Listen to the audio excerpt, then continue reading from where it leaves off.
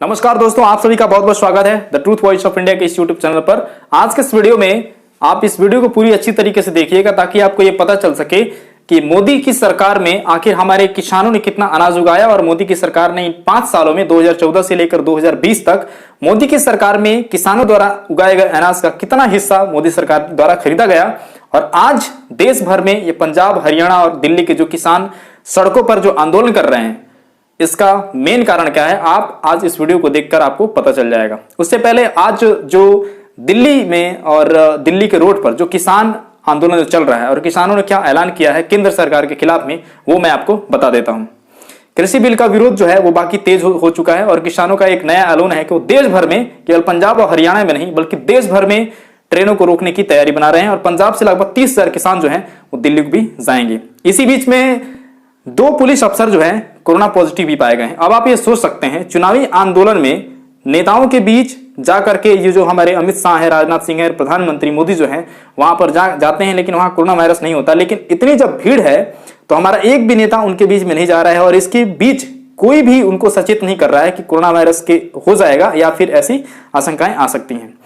इसी पर कृषि मंत्री क्या बोलते हैं, वो उनका ये बयान है कि हमें किसानों की जवाब का इंतजार है। अब न जाने किसान किस तरीके से जवाब देंगे।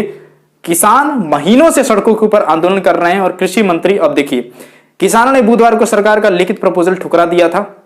इस बारे में कृषि मंत्री नरेंद्र सिंह तोमर ने शुक्रवार को कहा कि हमें किसानों से कोई जवाब नहीं मिला है, सिर्फ मीडिया के जरिए पता चला है कि उन्होंने प्रपोजल ठुकरा दिया है। हमने अपने प्रपोजल में आपत्ति दूर करने की कोशिश की है, उन्हें आंदोलन छोड़कर बातचीत करनी चाहिए, सरकार इसके लिए तैयार है।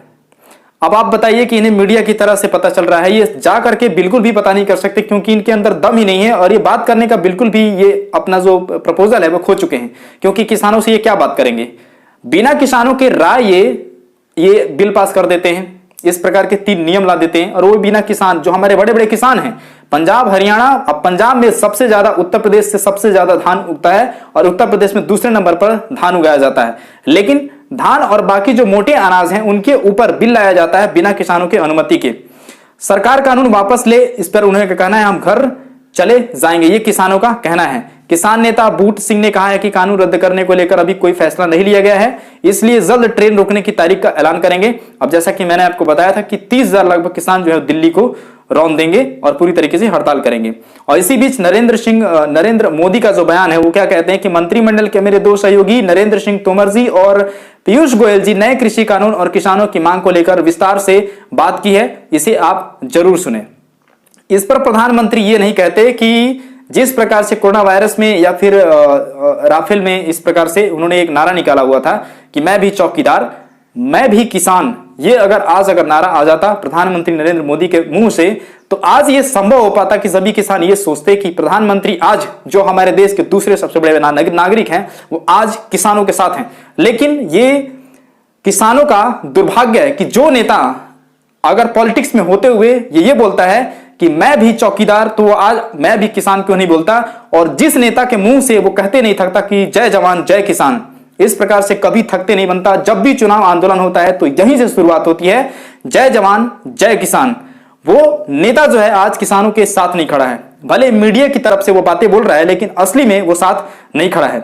और ये बातें बोल रहे हैं कि हमारे जो मंत्री हैं पीयूष गोयल जी और नरेंद्र सिंह तोमर जो है राज्य कृषि मंत्री, केंद्रीय कृषि मंत्री हैं, वो बातें कर रहे हैं।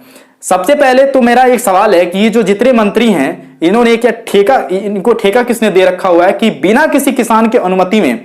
आपको मैंने एक वीडियो बनाई थी जिसमें बताया था कि सीएसीपी में 5 सदस्य होते हैं जिसमें कि 2 सदस्य जो होते हैं वो बहुत ही जरूरी है और बहुत ही जरूरी है कि उसमें 2 किसान से संबंधित 2 पोस्ट है वो खाली है। उसके खाली होने के बावजूद भी हमारे किसानों से संबंधित और कृषि से संबंधित जो है 3 बिल वापस लाया जाता है और वो भी किसानों के लिए, जबकि किसान पद उसमें खाली हो जाने के बावजूद इन्होंने ठेका ले रखा है कि जितने भी अधिकारी हैं जिन्होंने अभी तक धनिया नहीं बोया साला, वो अभी किसान के अनाज का दाम तय करने वाले हैं। आप बताइए, सीएसीपी में 5 सदस्य होते हैं जबकि 2 सदस्य जो है उसमें खाली थे, लेकिन इसके बावजूद भी 2019-2020 में सीएसीपी जो कि हमारे किसानों द्वारा उगाए गए अनाज का दाम मूल्य तय करती है वो तय कर देती है, जबकि किसान उसमें शामिल है ही नहीं। अब मैं आपको कुछ डाटा बता देता हूं।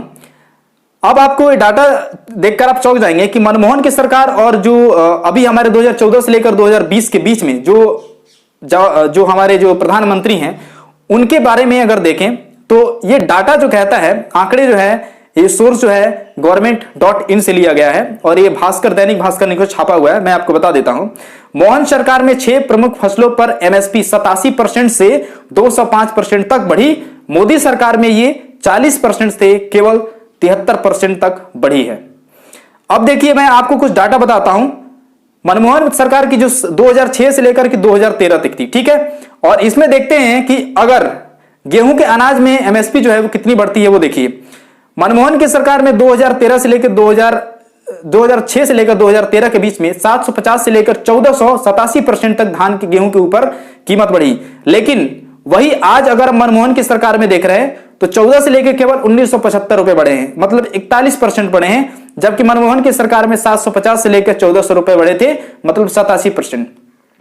अगला देखिए, धान की खेती में मनमोहन की सरकार में 580 रुपए से लेकर के 1310 रुपए बढ़े, मतलब 126% की बढ़ोतरी हुई थी।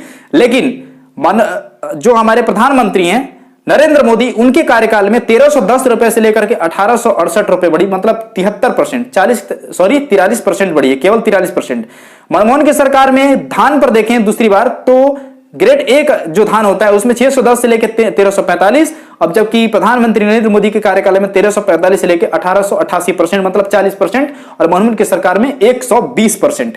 आप पूरे कार्यकाल को देखेंगे, कृषि मंत्रालय का एक चार्ट आता है, आप उसमें गूगल सर्च करके देखेंगे तो मनमोहन की सरकार और प्रधानमंत्री मोदी की सरकार में, इन दोनों में जब कंपैरिजन आप करेंगे तो मनमोहन की सरकार में सबसे ज्यादा एमएसपी दर साल बढ़ी है। लेकिन प्रधानमंत्री 2014 से लेकर 2020 तक में एमएसपी आप देखेंगे, मिनिमम सपोर्ट प्राइस, न्यूनतम समर्थन मूल्य, तो उसमें जो है वो दर बदर मतलब बढ़ी है, लेकिन बहुत कम समय बढ़ी है।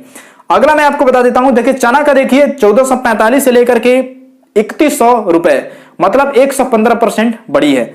लेकिन चना का जो मूल्य है 3100 से लेकर 5100 हुई है, मतलब कितने परसेंट? 65% केवल। अगला देखिए, तुअर की दाल में 1410 रुपए और मनमोहन की सरकार में ये बढ़ा था 205%, मतलब कि 4300 रुपए, और तुअर की दाल में 4300 से 6000, मतलब केवल 40%। ये आपकी स्क्रीन पर है, आप देख सकते हैं इसको। चलिए अगला मैं डाटा बताता हूं, पिछले 5 साल में, मतलब कि 2014 से लेके आप समझ सकते हैं 2020 तक के जो प्रधानमंत्री नरेंद्र मोदी की जो सरकार है उसमें 5 साल में धान की पैदावार और सरकार की खरीद का जो देखिए अंतर देखिए, इसमें हमारे किसानों ने उगाया था 1044, ये लाख टन में मैं आपको बता रहा हूं, और ये सोर्स जो लिया गया है government.in से लिया गया है। लाख टन में 1044 किसानों ने पैदावार की, लेकिन सरकार ने खरीदा कितना? 342 लाख टन। ये 2015 की बात कर रहा हूं मैं, जबकि 2015 में नरेंद्र मोदी की सरकार थी। 2016 में देखिए धान की खरीद जो है 341 लाख टन केवल खरीदा गया, लेकिन हमारे किसानों ने कितना उगाया था? 1097 लाख टन। 2017 का चार्ट देखिए, हमारे किसानों द्वारा, हमारे केंद्र सरकार द्वारा खरीदा गया 382 लाख टन, जबकि हमारे किसानों ने उगाया था 1128 लाख टन। अगला देखिए 2018, और ये सभी डाटा जो है ये सोर्स लिए गए government.in से, आप इसको पढ़ भी सकते हैं।